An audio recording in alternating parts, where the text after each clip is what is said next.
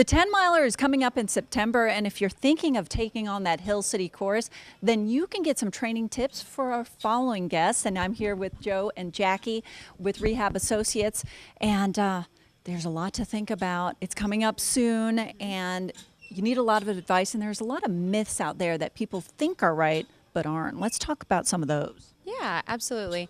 One of the myths that, we commonly hear is how much break should I have? And so really, ideally, training for something like a 10-miler, you want to give yourself kind of a 3-month head start. So hopefully, if that is your goal, you've kind of already started in your training program, as we're about 2 months out from that now.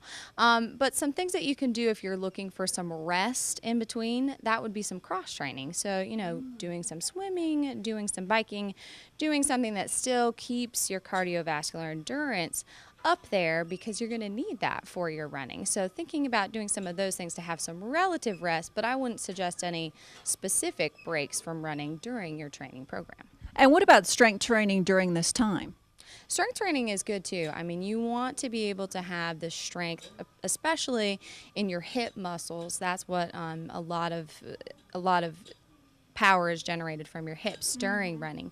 And so those muscles, you want to have good strength and stability in them, especially for a longer run, because they have to have that endurance to keep you stable at your core and to keep everything through your knees and your feet feeling good for that run. So it'd be a good idea to continue with a strength training program, or you could start one in addition to a running program that's setting some lofty goals for yourself. But sometimes that's the best way to make them stick, is to set higher goals for yourself. That's a very good point. Another one is something that I've always done, which is bad. Push through the pain, right? Yes.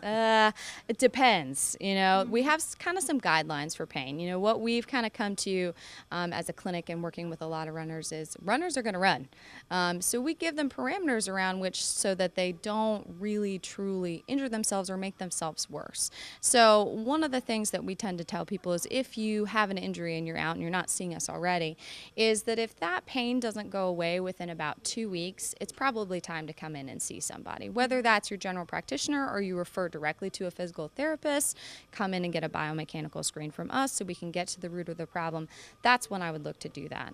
Some other things are, if you're having pain that awakens you in the middle of the night, if you're having pain that's very sharp, if you're having pain, if you use a pain scale, 0 is no pain and 10's call an ambulance, that's upwards of 5. Gotcha. During or after a run, that's something that you might want to get some attention to. So those are kind of the parameters that we use and that we'll set for our runners when running too. We'll tell them those things are stop and look at this further before you do any more damage. Otherwise, you can probably continue your training program. And typical muscle soreness, aches, and pains are going to be about 24 to 48 hours after an event.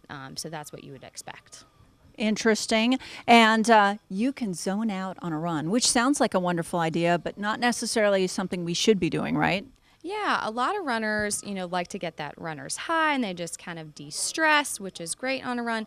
But if you're new to running and you're really wanting to try to focus on improving your running form and technique, there might be some things that you want to think about while running. Thinking about how your feet sound when they hit the ground. Is it loud? Is it quiet? Thinking about where your arm position is, your arm swing, thinking about your step length when you're running. Those types of things you might be wanting to think about if you're trying to improve your form. Or if you're doing different types of running, like a tempo run one day, or as an interval kind of training run. You want to be paying attention and in that moment so that you're on pace for those things. But if you're just doing a nice relaxing run, yeah, it's okay to zone out sometimes, but not all the time. And you can help, in general, folks to improve their runs, whether they're newbies or they're used to running, here with your Runner's Clinic, right, Joe? That's correct. We can tape you, actually videotape your form, look at any kind of faults you might have as weaknesses or tightnesses or even where your foot strikes the ground, and give you suggestions, exercises, that sort of thing to try to help you in that regard. And you did this with me a couple years ago, and we learned a lot of things that I'm kind of like Gumby. Definitely Gumby. That's right, exactly. So we had you said weakness in your hips, so we gave some exercise to do, and we can again retape you again later on to see if any change or any progress has been made. And that's important because it helps you prevent injuries. If you have these problems, you can hurt your knees, your hips, your feet, your back, so we can check it out and see. And us as women too, we tend to have problems with our hips overall, don't we? It seems that way, yes, ma'am. A lot of it's biomechanical, the way you're made. It's the way the good Lord made you, and but you can improve. You can get stronger. You can be less Gumby-ish. Case in point. And also, if you need help with issues, you can come in here and you don't necessarily have to go to your doctor first, right? Correct. You're correct. Direct access. We can see you direct access from most insurances, and come on off the street, and we can take care of you. And there's like a billion Rehab Associates locations, aren't there, Jackie?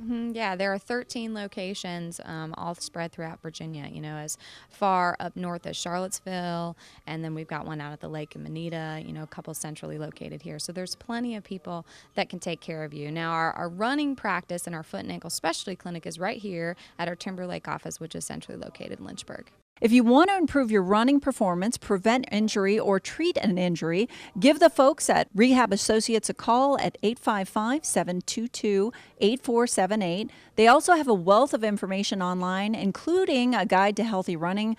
Just head online to racva.com, and we'll be right back after this break.